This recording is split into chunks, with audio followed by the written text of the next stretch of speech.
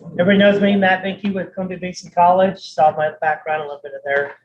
One of the big efforts we were asked when we were brought on as part of the CySER group was some of our background, and I would a little bit ego. Our winnings as a small community college ranked 7th in the nation in cyber competitions. So when the program started, as you can see, I'm going to go into a little bit of it, of who the Cyberhawks are. There's a couple back there. The competitions, everybody knows the red team, blue team thing. We talked about a little bit more. So you see, I leveraged a lot of what we did in the military, from not only the National Training Center, from the different research labs, things that we do, the simulations, literally across deserts. We set that up. Everybody knows board games, help to develop that opportunities where you can, from Risk, Strategio, all these different things over the years, right? And then building that into what we could do online. We're going to go over a little bit more focus on the National Cyber League, but it's just one example of what you see. 5 years ago, there was only about 4 or 5 competitions. Now it's kind of blown up. There's so many out there. One of our biggest problems literally is to turn people away. And what I tell people always is, number one, you're going to hear from us professors, academics comes first. Everybody's like, no, it's fun. No, you're here to get a good grade, graduate, get on your career. However, with that, what we are also is we're limited in time and space in our classrooms. You guys know that. One of the biggest feedback we get from surveys is, can we do more of X, Wireshark? Can we do more mapping? Can we do more scanning tools? Can we do more of a lot more of everything? We have a limited time and space. We have certain curriculum things we need to meet. We need to match those kind of things. So this is where we've developed, at least in our little sphere of the world, leveraging our clubs and our student body. And this is where I now empower you guys as leaders. And this is where you guys step up and help us get to that extra piece where we can get to them more. We can provide you that opportunity. We can do it at low cost. It's just, if you have a passion, you have a want, you want to do it. I tell my students, I have the key. I'll open the door and leave it open. That means to our labs, our online servers, our different capabilities, our resources, anything you want to do. If you have that, we have it here to do it. You're only limited by the opportunities that you limit yourself. That's what I want to remember. And hopefully you guys keep when we talk about this. And of course, it goes into some of the outreach and internships that we're going to do. So we started the program, I know this is sad to say, with a purple university on the other side of the state. Am I allowed to say that without getting restricted? University of Washington. And came to a little place called Pacific Northwest National Laboratories. At the time, Dr. Ashby, who's still there, really great friend of ours, who came up and said, hey, there's a big push across the nation for cybersecurity professionals and the workforce of the future. So we started a little program back then saying, hey, we need to get involved with local community efforts in doing this. So we partnered, our president at the time, Rich Cummings, said, sure, Dr. Ashby, sign us up. And so CBC, PNNL went to the federal government and said, let's start this program. At the time, there were only 3 in the state of Washington, Highline, Whatcom County, I believe, and us that started this pilot program and saying, let's get a 4-year degree at a 2-year community college. So I was brought on board about that same time to push what we currently have, these certifications, a 2-year piece, but to bring in this part of the BAS program, but more in the applied science area. So it's redeveloping the labs, bringing that philosophy, that philosophical discussion into the hardware and into the applications that you're going to do on a day-to-day basis when you talk SOC, talk Intel analysts, any of these things that we talked about. We verified them off with the not only the CAE2Y, but also with the NICE program, and as well as NSA and some of these others. So it was a natural fit for a guy like me coming from the military to helping work an IT program into a cyber operations area. Of course, we're working on data analytics, cloud services, like you guys have all seen, kind of developing that through our partnerships with AWS and others in the community. Helps when you literally can drive south 20 minutes from CBC and you could see the data centers. You guys haven't? Drive down to Boardman. I think last call, Port of Morrow, right outside of Boardman, Oregon, got bought up, the entire port, I guess, the other day. did not make the news too much, but Amazon or somebody bought that entire area right along the Columbia River. So you're going to see a lot more data centers going in. Graduated at one time 4. We're up to 28 in 2017, and we tripled that since then. And this is old data. I know it's sad to be a person coming out of college and getting $65,000 now. It's like 81, I think it was the other day. I don't know. I can't speak for Bernie, but if I had a job offer like that coming out of college, that would be really good. Yes, sir. A lot more. I'm hearing 80, 82,000 just in the local community. Ours, you'll see, is heavily done with the Department of Defense, Department of Energy. But I want to showcase what we did. So this was 2014 when I first got on board. We went to a thing called Pacific Rim Cyber Defense Competition at a Highline with Dr. Amelia and a couple other advisors who are on the team here. Went up there and failed miserably. Came not only last place, we came so far last that we weren't even on the scoring thing. It was that bad how we performed. The next year, we said we're going to fix the problem. Next year, we came in first place and was ranked 7th in the nation. And we went off. This is the cup. This is the group. It kind of kicked it off, started it all. I mentioned that one. These 3 are red teamers. We did so well that we developed a relationship with some of the red teamers who everybody hated, which I thought was incredible. If you can actually get the dark side to come to the light, you've actually done even better than I expected. But we got a really good relationship with these 3. They were helping us out a lot, developing the program, and even after that, just to communicate. And so before COVID, I was mentioning a couple of you, we got together as a group on nights, on weekends. I know, really strange stuff, right? And we talked about cyber stuff. We went off, and I know you're not supposed to advocate for local, I'll put it this way. We support local economic development, like lounges, bars, restaurants, other places to have coffees and get together and have high cyber get-togethers with subject matter experts in the field. So Department of Energy, Department of Ecology, a lot of the defense contractors in our area, Pacific Northwest National Lab, they would show up. And we started just developing this groundswell of people that would say, hey, I do Nmap for the week. I do this for that. I do Python scripting, I do this. And then mentors started connecting with students and things started gelling. And it started this whole relationship that we built on to continue what we've done with some of these other competitions. So you could say we got some pretty good news in 2016, 2018. So of course, being an Army guy, I got to defend against what I saw a lot of yesterday with that Air Force. So I was wondering about that. Excuse my helicopters. I think the one comment I heard yesterday, Bernie, is we need more Army helicopters in those slides, but Air Force didn't like that. So, and probably be the same when we go to the Navy. So no big deal. They're going to offset it a little bit. So yeah, competition started years ago, right? When we all just trying to develop what we can do, whether it's in a sandbox, whether it's on a game, whether it's on a platform. You guys know that from video games and others that have come out there. But most of them, don't forget, are challenges that are available at every level. One of the biggest barriers to success, I believe, in recruiting cyber operations officers or even students in our programs is people are scared. They come to me and say, I don't feel confident enough in my skills. I don't want to be embarrassed. You guys agree? You guys felt that way? I know this isn't therapy, but I did. Same thing, right? I know a couple of my team came in there and go, no way, I'm not going in front of anybody else trying to figure out what the hell an Nmap is or open source. And I'm like, come on. And that's 90% of the game. It's like, just show up to one event. Just give me one. Then after this, I'll let you go. I said, just help me out.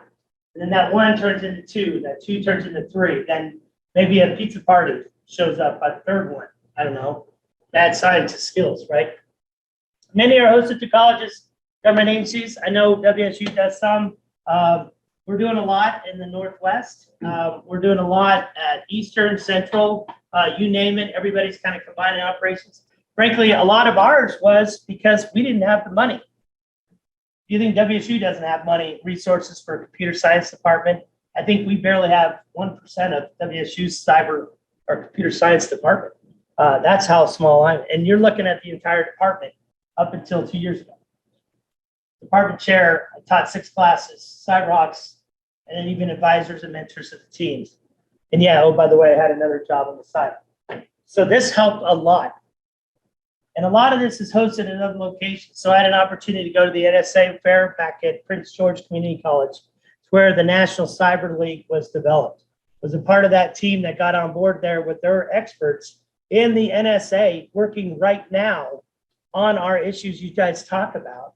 They're the ones developing the puzzles. They're the ones developing the projects. They're the ones getting the funding for all the VMs and everything that you can log into. You don't even need to do it in the classroom anymore. They've gotten that far ahead. And a lot of those government agencies are the ones who want you to go work for them.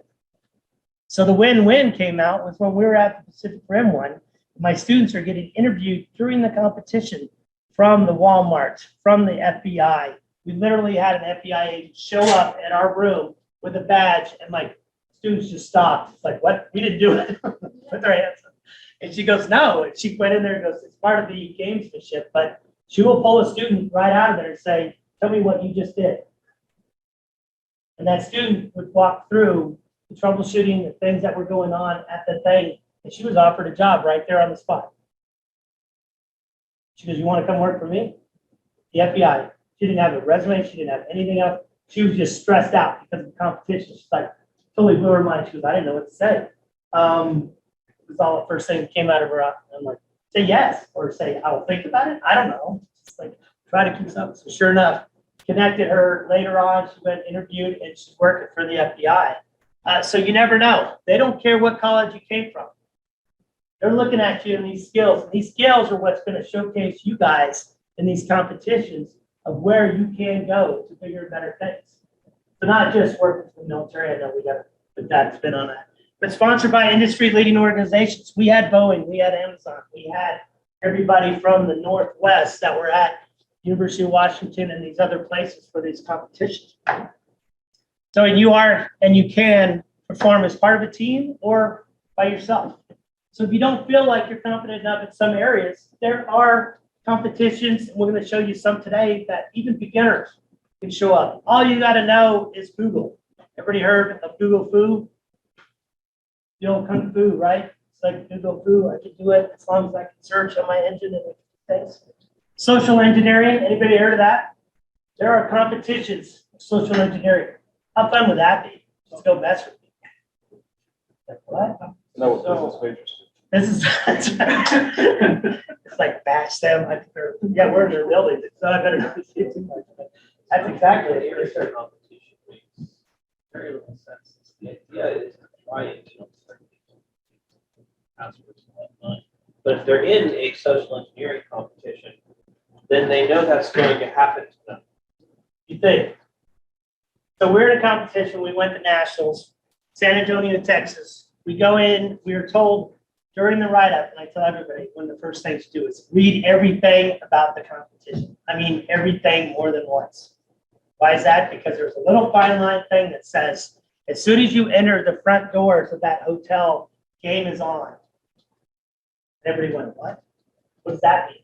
We walked in, and everybody was just on high alert. I mean, you see my students just paranoid to go meet anybody, and they're reading everything about social engineering and everything else. And ladies will walk up just being nice and, hey, can we help you go get your room? Nope, I'm good. Don't touch my stuff. Don't get near me. They're like, just keep hands off. And it was the funniest thing. They weren't part of it, but there were others in the lobby watching what your team did. They were gathering intel.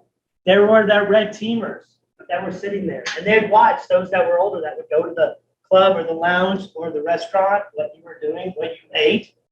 There were things that were watching it. And that was the piece of that social engineering. It's kind of cool, but it is kind of scary of going, wait a second, what's going on with these different things?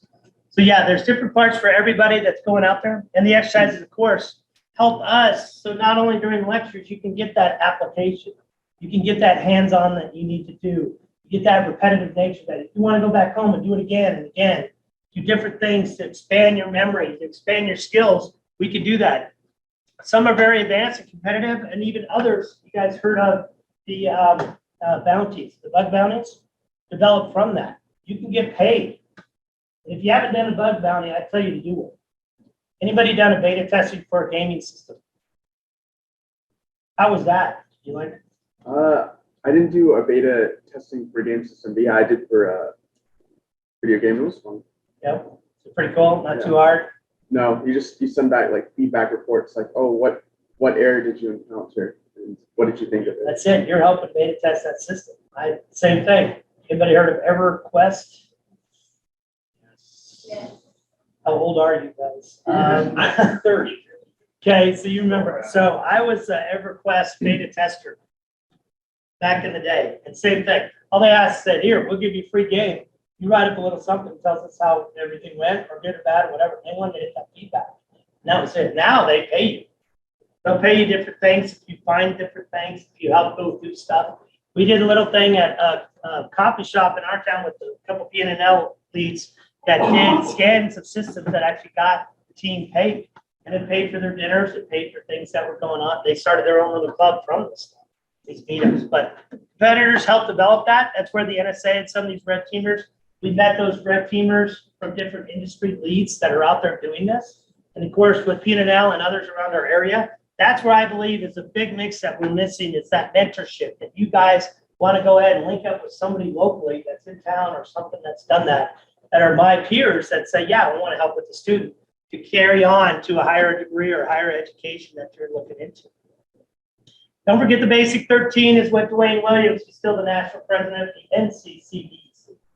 He runs University of San Antonio University of Texas at San Antonio. He is a CDCC post. One of the first things, like anything, and I'll go through the different parts of the competition, right? So, of course, before the competition, you have the pre-event, then the competition itself, and going through different things and phases. Anybody read any books about certain competition? I should ask first. How many of you been through a competition? 2, 3? Anybody else? No? Have you read through any books? You guys got stuff? I know you're president of your club, right? So what do you guys do? So with CCDC, which is the regional competition that feeds into NCCDC, right? They'll give you, like I know for Palo Alto, the system, they hooked us into their educational network, and we had a whole bunch of resources. And then from that point, I was able to delegate certain roles to certain members of my team. And I would give them instructional material to study up on, and I would do my own topographical just in case. Yep. Somebody else had it? No? James, you want to add, or you want? I think you touched on something really important there. Each person had a role. And one of the things we did this last year with CySER Workshop, and it was pretty apparent that we needed a Linux administrator. We needed a Windows administrator. We needed a database administrator. We needed a web developer. And all of those different roles, yeah, one person can potentially fill it, but if you start early enough and prepare for it early enough to get those roles assigned to a specific person, then they can focus in on how do I defend this data and just focus on that piece. And that's one area I would recommend when you're doing these with the team is to decide what your role is going to be. And it also helps you specialize in what you want to go into after school. So one of the things he's talking about is, so first and foremost, every competition is a little different. And you got to tailor it to what you're doing. And having a club, getting together and mapping it out is a big piece. Getting organized is number one. So helping out with your advisor and your teachers, if you haven't developed a program, I'm happy to help you do that and get your student advisor group with your students together and mirror it out to what we've done over the years. What was really successful is we then put a schedule together over the year. So we meet once a week. It's currently scheduled during the school year and even some on the weekends or even summers, but a minimum 1 hour a week for the club. And then we'd open that up to what our topics of the week were, what is that especially going to be. And then we'd ask one of the students to step up who was passionate in that skill set. So many people like Wireshark, somebody likes Palo Alto, somebody likes IDS, somebody likes Nmap, somebody likes something, right? And you break that down into different core values of each competition. Everyone's going to have a basic fundamental of the similar things you're going to need. You're going to need a server, an email, a network architecture kind of set up. But don't forget the soft skills. And even PRCCDC modifies some of that to do some of the old school stuff. We had an XP box that showed up out of nowhere, and you're like, what the hell is that? And in some year, we had a Windows 95 thing that was in a nuclear power plant or something a couple years before that. 1 year we did wasn't it the data we were talking about this morning, the paper, old school paper thing that you would run into a database operations, and you'd have to go ahead and find the encryption off that paper and then develop it into one of the puzzles to find out to get the points. Everything's on a point system, so you want to understand how that system's set up, get your plan together, and work the plan, right? Hopefully you're doing this throughout the school year, and that's what helped us develop, I think, the strength of our team and a lot of the contingencies, because we're a 2-year school. I don't have you, but really a year out of that. And even in that year, I have you less than 6 months. So how am I fighting the 4-year schools and these others that are strictly just technology schools that should be wiping us off the planet? We still beat everybody most of the time we're there. It's still ranked in the top 10 today. So this is part of that special sauce that we go through and we start setting up. But in there, you also have an opportunity as you're building this throughout the year. You can then build it to where you're 2 weeks out or a month out. What do?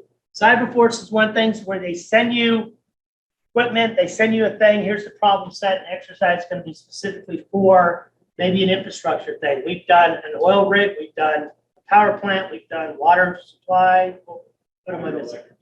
Electric dam. So they'll do real world scenarios of what's happening in the news and have that set up. You can remote in. During COVID, we did a lot of that remoting into the sites to set it up. Start your configuration prior to, and then the day of, and of course, it's a 2-day, sometimes 3-day exercise of what you're actually doing. So don't forget this piece as you're building that, as you're getting your team together, who is going to do what roles during the chaotic time of your 2-day thing. Because what happens when competition starts? What's the golden rule of anything, especially military, which is first year in ROTC or second? What do they teach you in ROTC? First thing when you come in contact with the enemy. Like you got to plan the timeline of goal established. The next person is have your like your black book things. Yep. Can you repeat it? But yeah, stand up. There's a lot of- You need to have a plan first, and one component of that is you need to have a contingency plan. So, like a rally point, for example, if you're in the field. So something like this, you could have probably people who have roles assigned to them in case someone else can't do that role. So multiple backup plans. Okay, great. And with anything, golden rule number 1 is as soon as the competition starts, or as soon as you contact enemy, we always were taught from the dawn of time to now, plans go out the window. That's what she's hitting on the big thing. You always got to know, here's your plan, but what happens when the plan falls apart? Or, and this happened to a lot of us in the competition, they'll come in one competition, had a superstar captain. She got pulled out within 10 minutes of the thing. It's kind of like the squad leader goes down. What are you going to do now?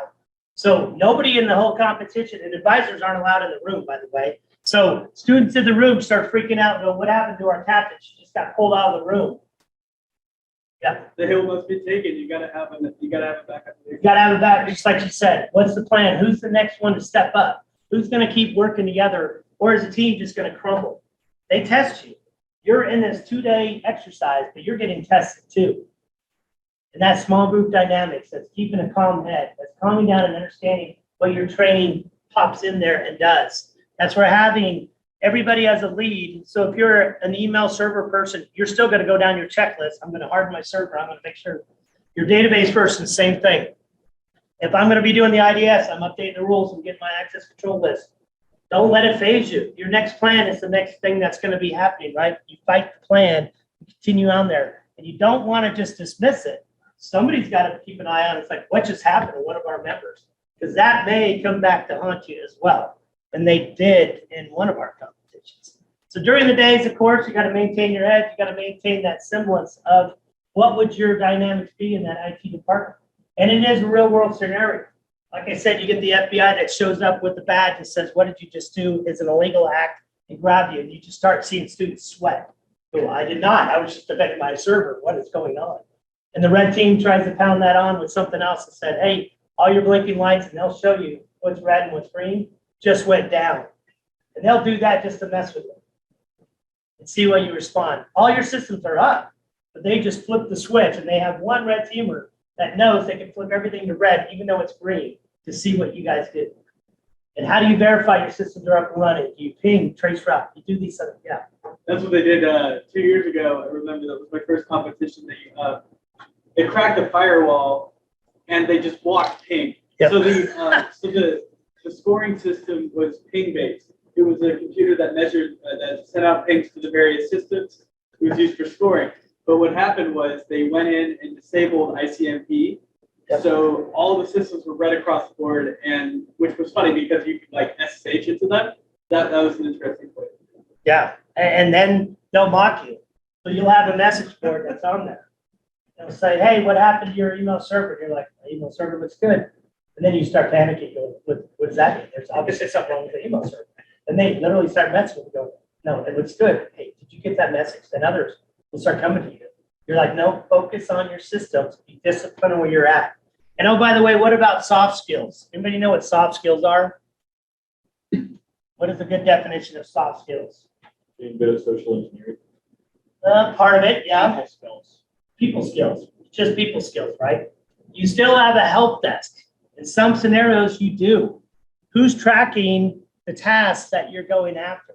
In the book, pre-competition, it tells you where the points are. It tells you you still got to send up reports. What do those reports look like?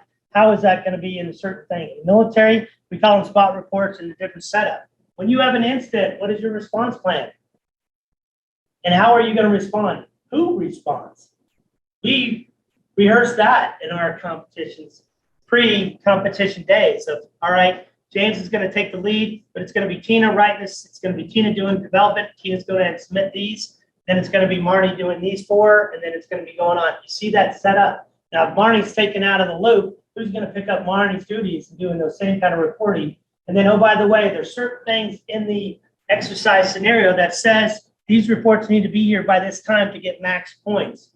We got so many more points than others because you forget the little things that are in there. Why is that? Because in real world, that happens. Your manager, your boss, your supervisor, she will come down and tell you, I need this by Tuesday at 5 o'clock. If it's 5:01, what happens? 0. 2 minutes before, you got 1,000 points. That's how you win. But it's realistic. It's the real world you're going into. It's a different kind of training. It's working together as a team. I don't care where the background and stuff you come from. If you come in with me, we're going to go ahead and fight. We're going to win as much as we possibly can. And that's what we try to do. That's that integration we try to do in the curriculum as well. So throughout the years, you're going through your freshman, sophomore, junior, senior, we're developing into that curriculum integration to where when you see that wire shark, you can pull that aside, put it in the back of your mind, pull it into that cyber competition side and say, hey, remember we were with Professor Sacco, we were making sure we were doing these things. The one who brought up, from Central, forgot her name, she's going to kill me, Deb, when she was doing the forensics thing. We utilize a lot of that forensics into the different things that may be going on. So who's our forensics lead? Who's going to be the subject matter expert on everything with that to make sure that's taken care of? And oh, by the way, that second piece, if Tina is our forensics lead, then we need to have a backup if Tina gets taken out and then somebody can integrate with that and have a seamless together. Those are part of the 13 that's going on. We mentioned the yearly schedule that's out there. Building up other competitions is a scheduling setup that we were talking about yesterday, even with my group of there's certain things you know when PRCCDC is going on. When you backward plan, another military thing, of how you can develop the skills leading up to that. These may be one-on-one, these may be small group, these may be others of similar ones that you can do on your own. National Cyber League allows us to kind of build basic, intermediate, and more advanced kind of scenario-based stuff to help us kind of interview, if you will. Some people took it that way, but also train those skills developing toward a bigger competition that's up there. And I think the industry is starting to get that because that's some of the feedback we've done. When you're doing this, also don't forget historical data. We mentioned about using XP or what happened in the last time. A lot of competitions allow you to go ahead and sit down with a red team. You guys ever had an opportunity to talk to a red team? Yeah, what was it like? Well, I talked to this guy all the freaking time, Yep. and he's a red teamer for SC now. There you go. How about yours? Usually after competitions, we sit down with sit down with the team, review strengths, weaknesses, stuff like that. Yeah. Take note, document. Because what's going to happen? It's fresh in your mind right there. Army always had it as an after action review. You do it right then, right after it. I know you're tired, you're drained, you just did 2 days of stuff. You just want to get away from everybody because it is an intense competition and some of them can be more than others. But it's that advisory group. Even with the red teamer, we had an FBI person, we had another person administrating the competition. And these are a wealth of resources that you can't get any other time of year. Write them down, take notes of everything. Even we asked one that we could record the conversation so we could take it back. That helped us develop some of the other areas we can work on. Some of the weak areas, maybe we were weak in Wireshark, maybe the PCAP, maybe it's some of the email servers, whatever that is, so we can develop and update our schedule to doing that. We integrate this into advisory groups in our local area. Not only every college has an advisory group, computer science departments do. We have a great relationship with P&L, so we bring a lot of them, and I already mentioned. My theory is someday it's going to be this world is developed off of a napkin somewhere at a bar and a lounge, because in 1776, we actually stood up to a major war and developed a new country and started a new country off of a, I would believe, at the time, I wasn't there, I know I'm kind of old, at a tavern, in a bar, on a napkin. Everything kind of starts and goes with that. It's almost one of the most creative places that we almost forget, because that's where you can mentor and develop leads. Breaks down a lot of different parts of people who come in lecture halls and say, yeah, I just didn't want to answer that question or ask that question or have that feedback, or, you know, just, I may feel dumb or may look up, you know, down upon. When you're out in a scenario, we have these meetups and these different things before COVID. It brought into a lot of people whose areas of confidence of saying, hey, I had that same question you did. And it's really interesting that James brought that up, because that's the same thing that I was talking about. So trying to develop those makes it a lot more and a lot easier where we can plan and plan. Why is that? Because then we can get that into the areas of, don't forget the rules of engagement, because that is a big piece. You can get penalized in these competitions like any other sporting event, athletic event, if you go outside the boundaries. What does that mean? Sometimes if somebody has a listserv or something already preloaded with forms or even the basic fundamentals of their scripts, you're not allowed to use certain things because it makes it easier for you. You get an unfair advantage. There are rules you still need to play with, but also rehearse some of the injects. What are injects? Yeah. So, sort to the mission of, you know, PRCCDC in these competitions, not only do you have to defend the network, but you have a bunch of effectively randomized IT tasks you have to complete throughout the day. So it's more, it's to the benefit of the simulation side of the competition. And I say kind of that artificial reality throw in there just because you're students and they want to mess with you. That's what I tell my students. Just kind of roll with it.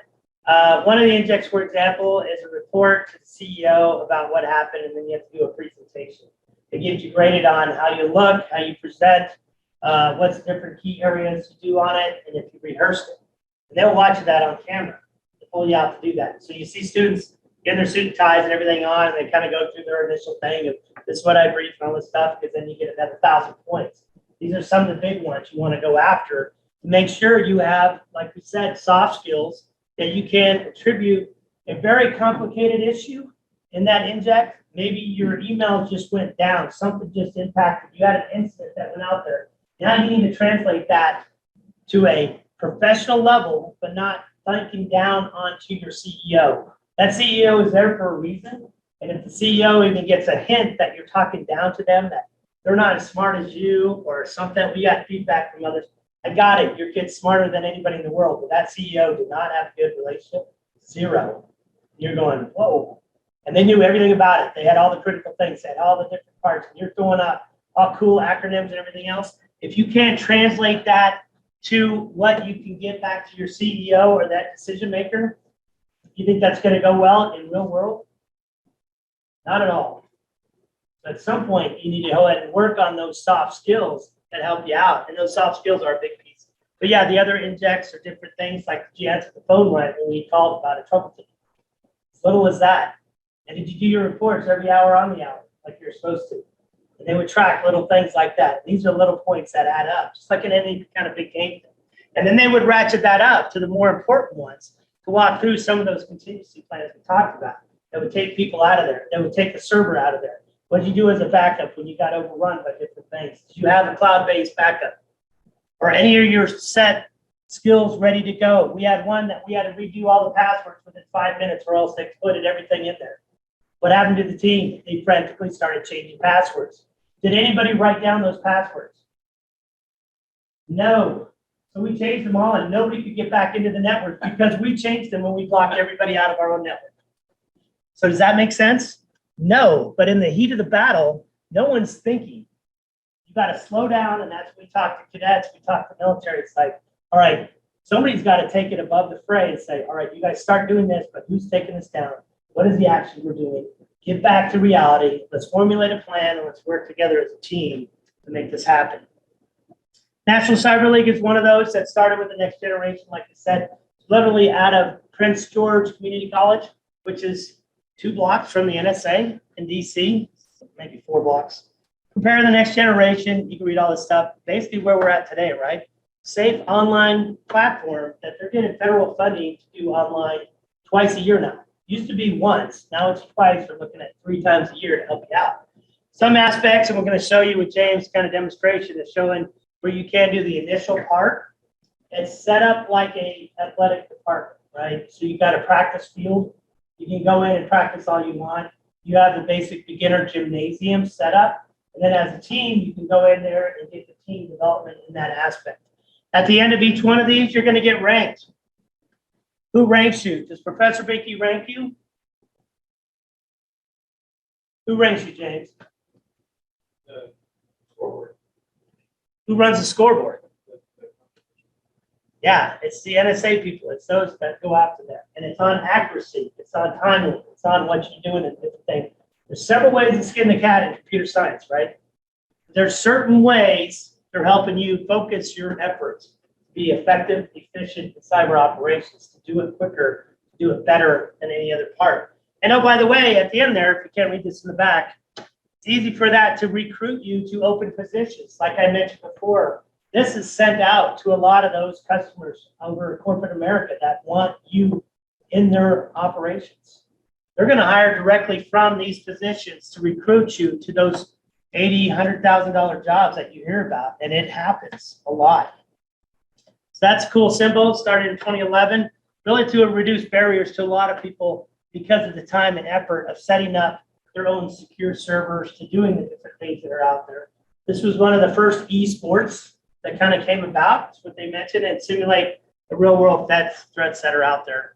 Now it's grown over the last 5 years to 13,000.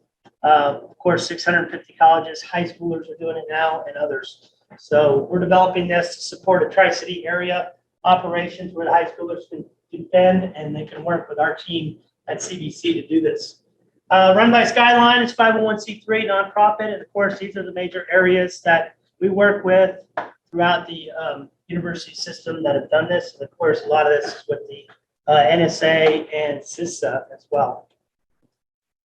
It works with the students. We mentioned a little bit. It helps us as faculty with curriculum development. In those areas, we can get that applied science for it.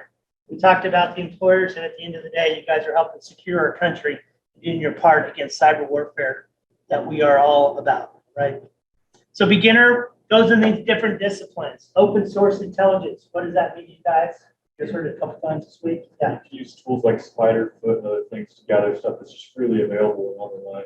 Free open source stuff, right? And even Google, just Internet Explorer. Get back down to doing that stuff. Log analysis, we know that, right? Everybody's taught in those things. And even cryptography. How is cryptography in the beginner part? Isn't that more advanced with a lot of people? Should it be? Yeah.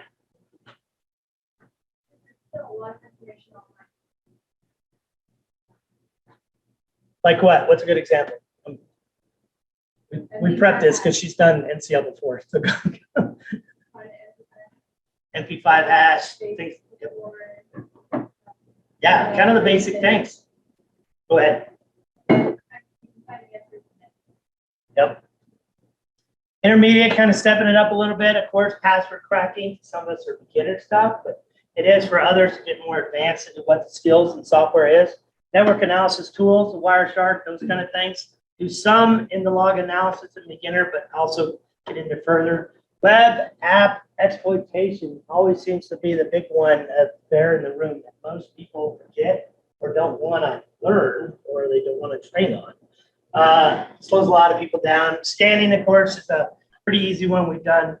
And of course, the advanced ones would be the enumeration, exploitation, forensics. But don't ever forget social engineering, soft skills. And at the end of the day, we always try to get to what can we do better? And utilizing a lot of these reports is not just showcasing how well you did, but how we can improve the program. So don't ever think of anything as a negative. I always try to break that down right off the bat because the competence of individuals, and I tell these guys, my number one rule is have fun. This is all about having a good time. You're in a game. You know, it could be a lot worse things you're doing, like a term paper, other things that hit you. But these are all cool things to do, and you're never going to mess things up. And it's great bringing students together, where some are very beginner to others who are more advanced that help each other along the way, kind of pass that knowledge, help us pass that knowledge along the way. A lot of people wonder, why do we do these things? Why is it lined up? So when the federal government set aside our programs, we want to make sure you have those skill sets that we all talked about last week, the next couple of weeks, but we develop these programs. So when you see the Air National Guard, you'll see it in the Navy. We go up to, these are the different jobs that are out there and what is the relevant certifications. What is that NICE or that through that NIST NICE workforce category that you're looking at, and even the skill category. I included this so that you really know at the end of the day, what is your basic fundamental? Remember we had a couple days ago is always remember your mission. What is your core thing that we're always working on? And this is where you can go after. And you can develop your resumes toward each one of these passion areas that you guys want to do. Everybody's got a passion of some type that's on that board, and we can help you get there along the way of which ones you want to do. If you want to do that government, the research analysis, or even the architecture, but also the administrator area as well.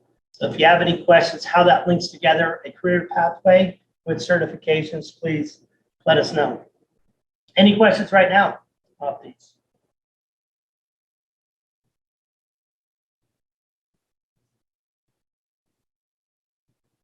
So cartoons are always a big thing, right? Everybody's got a comic book? No? Hey, you guys need to live a little. Nobody has a comic book in this room? Nobody's. Have you ever read a comic book? Yes, okay.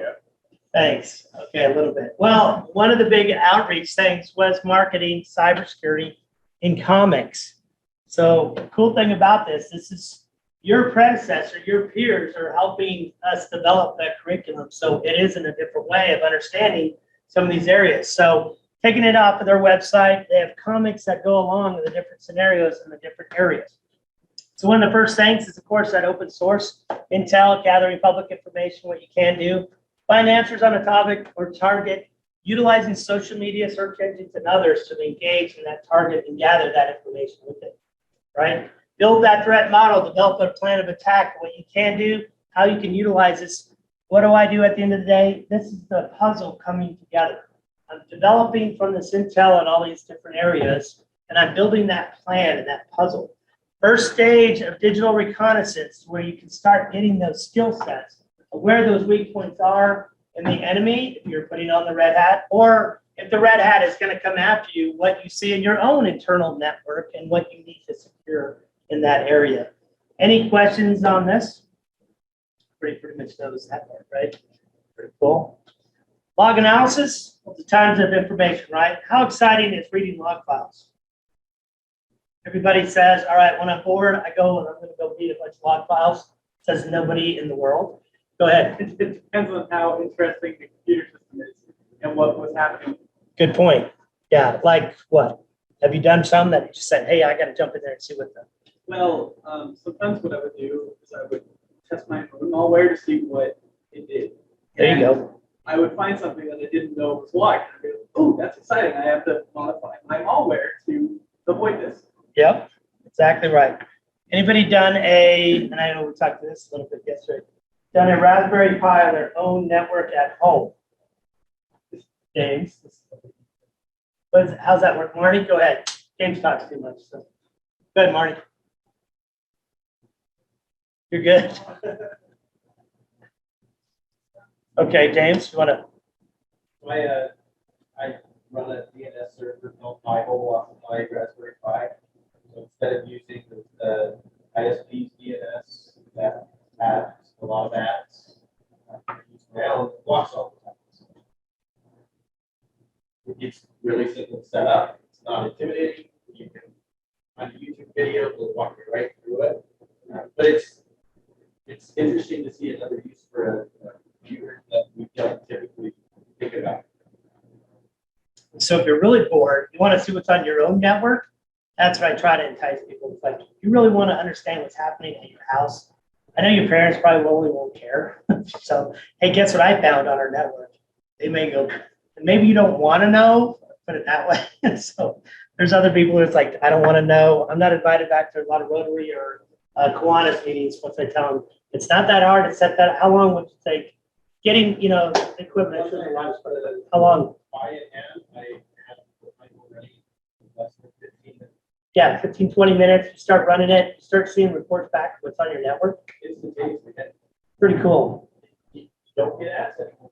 Not all. I mean, you can't completely block everything, but Yep. it stops it right. Stops it right there. You see the incoming traffic. You can do it something that easy, let alone is what I bring up as an example of logging out. Yeah, and you could do it to major systems, like I told you, when we're gonna at NTC, we had all these 16 different systems coming together. You can look at each one and ad nauseam and go, there's no way I'm looking at these things.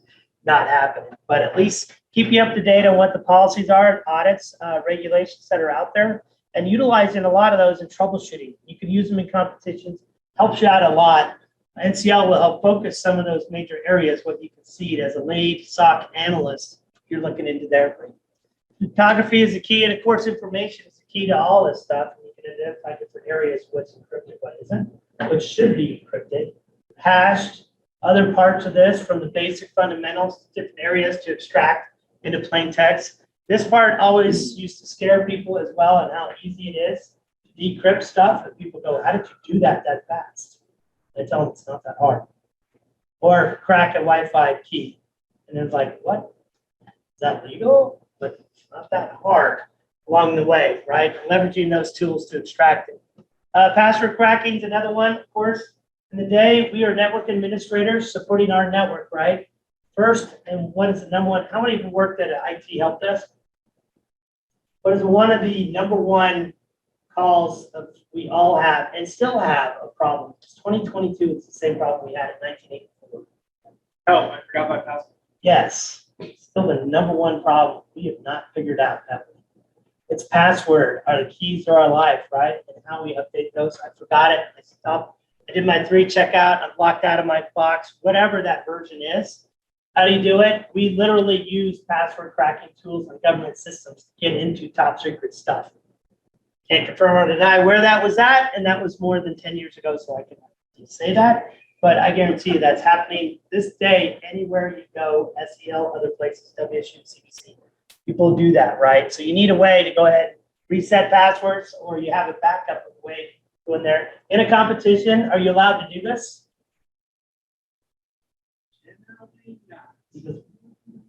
Depends on the competition. Gray area, but it depends. That's why I like that. It depends. Some competitions highly encourage that and say, all right, how would you crack into that password, get that in there? If they locked you out, took over your server, you got to find another way to get back in, get your server back, and then block them out because you're in that battle with that red teamer. So yeah, you're going to use the tools that you got out there. Which ones can you? You do not have to do that stuff, right? Next one, network traffic analysis and how you do that. We've done that. Wireshark, different things, and mapping, different processes, intercepting, recording, analyzing. Don't forget, this is the pattern-based. We can detect, but also find the needle in the haystack, and NCL does a pretty good job of helping you focus that. This is probably the number one area I always keep focusing on, right? It's always the weakest in every one of the cyber operations I've been a part of, even in military or civilian base. A lot of people just kind of gloss over and go, yeah, I know OWASP, I can go out there. Talked about it this week, but this was one I highly encourage you. We're focusing on more and more because the other areas, frankly, are pretty easy to step up and grasp. This is one of the more harder ones to kind of see how do we figure out what that injection would be, what is broken authentication. We got a couple other new tools that James is going to probably bring you up to speed on that we chatted about the other day. Scanning the course, scanning the network, see where it's at, scanning your boxes, know what your box is at. What is your baseline? What is that anomaly that says it's taken from the baseline and who's doing that? Gives you indication who's on your network, whether they do they change password, do they change your access control? Are they on your root server? And how they set that up? Are they going to change your Linux box to make sure they can hack into other things? Or are they going to block you out, which has done that a couple of times with other things, right? What are your IP addresses and everything else running those scans is important, and continuing on that path of understanding that enumeration exploitation along this. Each one gets more advanced than the other. And of course, this gets down to that code and that compiled binary systems that are out there. Digital forensics, had a great class this week about it. We're talking about the digital Sherlock, uncovering that important areas of it and utilizing those skills, the soft skills of integration with the small team dynamics. At the end of the day, you got to work well together, right? No matter what your background, working together as a team, you can't be frustrated, even though you feel like you are. Even though you spent 4 hours working on a problem, you still can't throw the mice across the room at your teammate, or throw the keyboard out the window, which I've seen, or the keyboard at another teammate, which you want to do, or even your laptop toward another teammate. I do not highly advise any of those. At some point, that's why I think even the Air Force guy yesterday, I was joking, you give them all squishy balls because they're going to throw them at each other. Because when they get mad at a competition, they want to throw a mice or something. But don't do that. But this is part of understanding your critical thinking skills, how you work together as a team. Work it out on a whiteboard, blackboard, discuss it, get those out there, think through in the problem. Maybe there's some other areas you can, and helping with these complicated issues in the most professional and respectful way you possibly can. That's our goal, right? At the end of the day, we also have an after action review we talked about, so then we can discuss. We can learn from our actions. Good, bad, or indifferent, we want to document it, and every voice does matter. We want to make sure from your perspective what you guys see, what you did, how you responded to this, what you feel like we could do this to make it better in the different areas. And of course, the scouting reports help a lot. Help us identify, hey, did you have a problem with enumerations? Did that host analysis off your log files work the right way? Or I just dumped that whole section and I went to another one. Why did you do that? I'm not particular confident of it, or there's other areas we can work within it. You can tailor this to the individual. You can tailor it to the team. You can tailor it by event. These are some of the internships, again, from our area, the neck of the woods, not only P&L, Amazon are big pieces down there, but also Department of Energy and Ecology. Don't forget the rest of the government is my shake for that piece, because there's so much more in the government that needs help. Why? Because I've been there and I've seen them, and they're not up to date on any of these computer operations. You're telling me these different areas that are protecting our environments along the river systems are doing the right thing with the data they're collecting on salmon runs? No.